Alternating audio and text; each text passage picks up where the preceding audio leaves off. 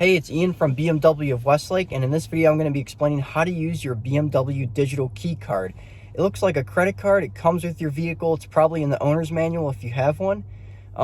Today I'm sitting in a 2022 5 Series.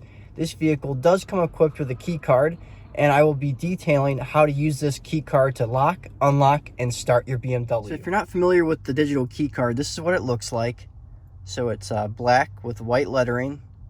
Has the logo on the front, and on the back side of it, it says BMW Digital Key, and on that bottom corner you have that NFC reader. It stands for Near Field Communication. You'll be using that to lock, unlock, and start the vehicle. So I'm going to show you how to use this. So right now I'm outside the vehicle. It is unlocked. I'm going to use the Digital Key Card to lock the doors. So I'm going to take this key card and press it up against the outside middle of the door handle.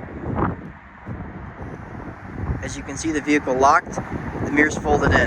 I'm going to do the same thing to unlock the car. Mirrors folded out. Now we're going to use this key card to start the vehicle.